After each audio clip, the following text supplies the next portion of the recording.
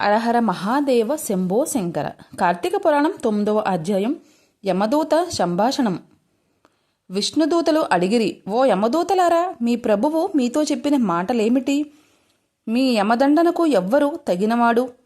పుణ్యమనగా ఏమి, పాతకమనగా ఏమి? ఈ విషయములన్నిటినీ మాకు చెప్పుడు. ఇట్లని విష్ణుదూతలుడుగా అడిగగా యమదూతలు ఇట్లు పలికిరి, ఓ విష్ణుదూతలారా, సావధానముగా వినుడు. సూర్యుడు, చంద్రుడు, అగ్ని, వాయువు, ఆకాశం, గోవులు, సంధ్యలు, పగలు, దిక్కులు, కాలము ఇవి మనుష్యుని పుణ్యపాపములను గురించి సాక్షులు. మేము వీరి సాక్ష్యంతో విచారించి పాపములను చేసిన వారిని దండింతుము. వేద మార్గమును వదిలి ఇచ్చానుసారంగా తిరుగుచు వేద శాస్త్రములను దూషించుచు సాధు బహిష్కృతుడైన వానిని మేము దండింతుము. బ్రాహ్మణుణ్ణి, గురువును, రోగిని పాదముల చెంత తన్నువాడును, తల్లిదండ్రులతో కలహించువాడును అయిన వారిని మేము దండింతుము. నిత్యము అబద్ధమాడుచు జంతువులను చంపుచు కులాచారమునకు వదిలిన వారిని మేము దండింతుము. ఇచ్చిన సొమ్మను తిరిగి తీసుకున్న వానిని, డాంబికుని, దయశాంతులు లేని వానిని, పాపకర్మల దాసక్తులైన వారిని మేము దండింతుము. పరుని భార్యతో క్రీడించు వానిని, ద్రవ్యమును గ్రహించి సాక్ష్యమును చెప్పు వానిని మేము దండింతుము. నేను దాతనని చెప్పుకుని వానిని, మిత్రద్రోహిని, ఉపకారమును మరిచిన వానిని, అపకారమును చెయ్యువానిని మేము దండింతుము. వివాహమును చెరుచువారిని, ఇతరుల సంపత్తులను చూచి అసూయపడువానిని మేము దండింతుము. పరుల సంతానమును చూచి దుఃఖించుకుని వానిని, కన్యాశుల్కముల చేత జీవించువాడు అయినను వడ్డీతో జీవించున వానిని మేము దండింతుము. చెరువును, నూతిని, చిన్న కాలువలను నిర్మించు వ్యాపారమును మార్పించు వానిని, నిర్మితములుగా అయినా వాటిని చెరుచు వానిని కూడా మేము దండింతుము. మోహము చేత మాతాపితరుల శ్రాద్ధమును విడిచిన వానిని, నిత్యకర్మను వదిలిన వానిని మేము దండింతుము. పరపాక పరికత్యాగిని, పరపాకరుతుని, పితృశేషమన్నమును భుజించు వానిని మేము దండింతుము. పరపాక పరత్యాగి అనగా తాను వండిన అన్నములో ఇతరులకు ఎంత మాత్రమును పెట్టకపోతే అంతయు భుజించవాడు. పితృశేషాన్న భోక్తముగా శ్రాద్ధభోక్తులు భుజించిన తర్వాత మిగిలిన అన్నమును భుజించువాడు. ఇతరుడు దానము చేయు సమయమున ఇవ్వవద్దు అను పలుకు వానివని, యాచించిన బ్రాహ్మణుకివ్వని వానిని, తను శరణుకొచ్చిన వానిని చంపు వానిని కూడా మేము దండింతుము. స్నానమును, సంధ్యావందనమును విడిచువానిని, నిత్యము బ్రాహ్మణ నిందకుని, బ్రాహ్మణ అంతకుని, అశ్వ అంతకుని, గోహంతకుని మేము దండింతుము. ఈ మొదలైన పాతకములను చేయు మానవులు యమలోకమందుడు మా చేత యాతనలను పొందుదురు. ఈ అజమేలుడు బ్రాహ్మణుని వంశమందు జన్మించి దాసీ సాంగ లోలుడై పుట్టినది మొదలు చచ్చు వరకు పాపములు చేసినాడు. ఇతనిచే చేయబడిన పాపములకు మితి లేదు.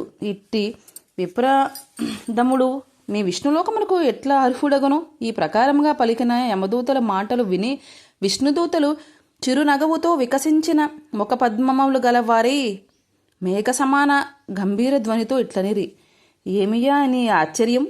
మీరింత మూడులు. ధర్మ మర్యాదను మేము చెప్పేదను సావధానముగా వినుడు. దుస్సంగమును విడిచువాడు, సత్సంగం ఆశ్రయించువాడు, నిత్యము బ్రహ్మచింతనము చేయువాడు యమదండార్హుడు కాడు. స్నాన సంధ్యవందనములు ఆచరించువాడును, జపహోమాదులు ఆచరించువాడును, సర్వభూతములందు దయవంతుడును యమలోకమును పొందడు. సత్యవంతుడై అసూయ దోషరహితుడై జపాగ్నిహోత్రములు చేయుచు కర్మఫలములను బ్రహ్మయందు ఉంచినవాడు యమదార్హుడు కాడు. కర్తభోక్తాత్యాదులను సగుణ పరమేశ్వరుడినందు స్థాపించి ఈశ్వరార్పణ బుద్ధితో కర్మలను ఆచరించుటచే తాత్పర్యంగా కలవాడు యమమందిరానికి వెళ్ళడు. అన్నదానం ఆచరించువాడును, జలదాతము, గోదానకర్తము, వృషోద్కర్తము యమలోకమును పొందడు. వృషోత్కర్ఘ్యము ఆంబోదును అచ్చుపోసి వదులుట. విద్యను గోరిన వారికి విద్యాదానం ఆచరించువాడును, పరోపకార మందాశక్తి గలవాడును యమలోకమును పొందడు. హరిని